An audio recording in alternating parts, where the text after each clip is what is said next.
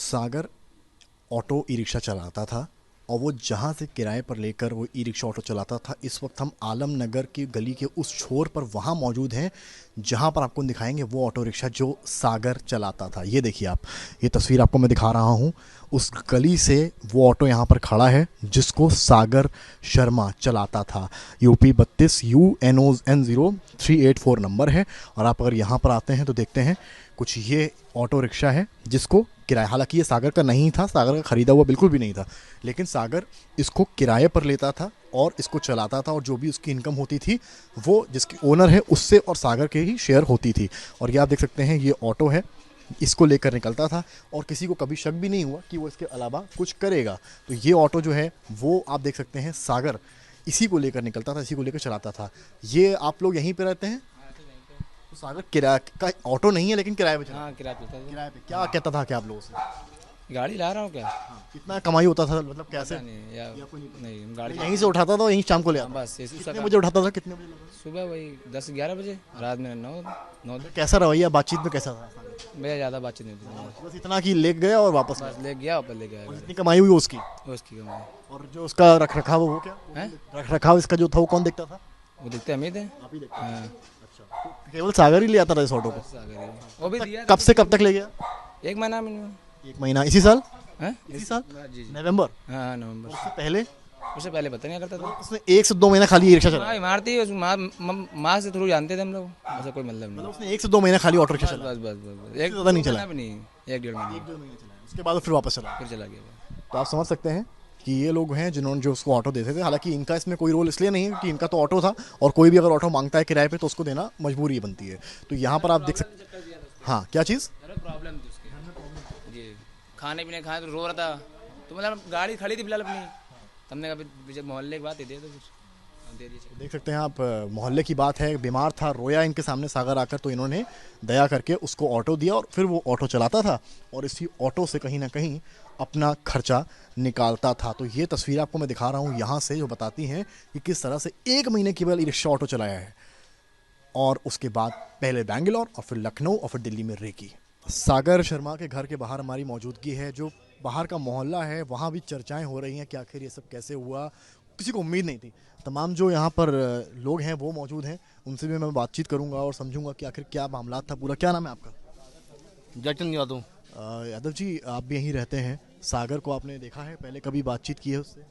बातचीत तो की भैया, हमारा उम्मीद थी? हमारा वो लगता भतीजा रिश्ते में, मतलब रिश्ते में मैं भतीजा? आता हूँ। वो मतलब थोड़ा क्या बोलते हैं उसको, बड़े में हमारी शादी हुई, लव मैरिज हुई, वो लोग बड़े जी। फिर आपने देखा भी होगा उसे पलते बढ़ते, उम्मीद थी कि इस तरह की कोई? ना ना ना ना भैया, परसों बोल के गया कि वो मौसम में जा रहा हूँ, वहाँ कोई काम मिल रहा हमका दिल्ली में, ये बोल गया था। एक बड़ा बैग लेके गया था। बैंगलोर से आया था अगस्त में ही? हाँ जी, आया था। फिर दिल्ली 1-2 बार गया है बताया गया? हाँ, 1-2 बार गया, लेकिन परसों गया फिर वो कह रहा कि वो मौसम वहाँ जा रहा हूँ मैं। पुलिस इन्वेस्टिगेशन में सामने आया कि वो दिल्ली रेकी करने गया था, मतलब 2 महीने पहले।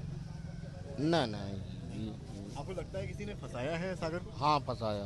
क्योंकि वीडियो में तो सागर ही दिख रहा है। जी, अखबार में आ गया क्या, हाँ वो सब जी। अखबार में आ गया, गया था। आप लोग क्या चाहते हैं? अब न्याय चाहते हैं, अब क्या किया जाए, क्या चच्चू, यही चाहते हैं। पूरा मोहल्ला कह रहा है, बताइए। मोहल्लों से भी बात करता हूँ मैं, तमाम लोग हैं।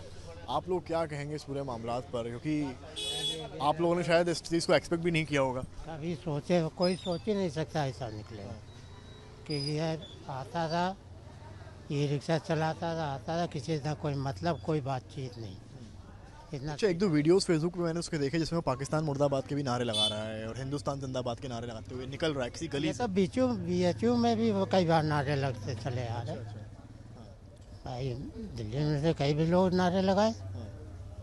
आप लोग भी यहीं रहते हैं? हमारे यहाँ कभी सागर से आप लोग का कभी बातचीत इंटरेक्शन हुआ? नहीं हुआ? हम बाहर से हैं। आप यहीं रहते हैं सर?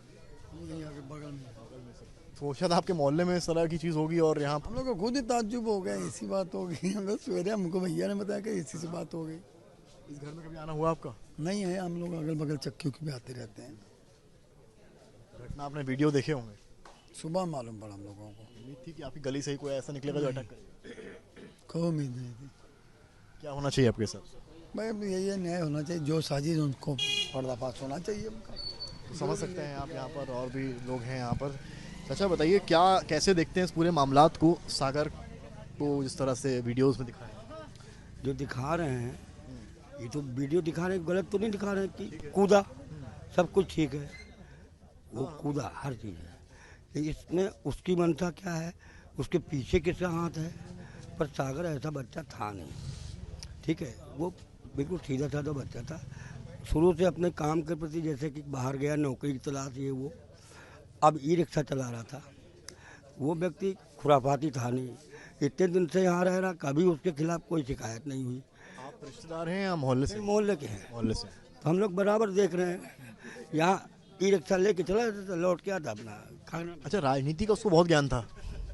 राजनीति क्या, वो फेसबुक पे जैसे रहता था, आप जो बता रहे हैं, एक दो वीडियोस पढ़े जिसमें पाकिस्तान मुर्दाबाद और हिंदुस्तान जिंदाबाद के नारे लगे। ये इस प्रकार से कुछ भगत सिंह टाइप की भगत सिंह से उसकी। वो इंस्पायर्ड था? जी जी, क्या बात करता था भगत सिंह के बारे में आप लोगों से? हम लोगों तो खैर हम लोग तो बड़े हैं काफी यहाँ। उम्र ऐसी है, लेकिन जो अभी राजनीतिक चर्चा हो जाती है। बच्चे हैं जो आपस में एक बच्चों में तो आक्रोश रहता है, ये किसी में यही होता है। किसको लेकर आक्रोश था? आक्रोश बच्चों में ये रहता है कि हम लोग युवा हैं, कोई काम नहीं मिल रहा बेरोजगारी को है, लेकर। बेरोजगारी को लेकर ये सब चीज़ें होती रहती हैं। किसी पर्टिकुलर सरकार से रुष्टता थी या फिर? नहीं नहीं, ऐसा कुछ नहीं, राजनीतिक संगठन से कोई जुड़ा ही नहीं था वो, अन्य लोग जुड़े हो, वो नहीं जुड़ा था। अन्य कौन? अन्य में जैसे और बता रहे हैं, नीलम है, ये है, वो है ना, ठीक, जहाँ तक हम लोगों को जानकारी है। आप देखिए ये पूरी कहानी है मोहल्ले की। मोहल्ले के लोगों से हमने बात इसलिए करी कि वो क्या सोचते हैं। रिश्तेदार भी हैं कुछ जो ये मानते हैं सागर का इस तरह का रवैया तो नहीं था, तो किसी ने ब्रेन वॉश किया है। उनके मामा भी कह रहे हैं किसी ने बरगलाया है। उनकी अपील ये है सरकार कार्रवाई तो करे लेकिन उनको भी ना बख्शे जिन्होंने उसका ब्रेन वॉश किया, क्योंकि जो लड़का 2 दिन पहले ई रिक्शा चला रहा था आखिर उसने इतने बड़े अटैक को प्लान करके कैसे अंजाम दिया। कैमरामैन संजय के साथ समर्थ श्रीवास्तव, लखनऊ, आज तक।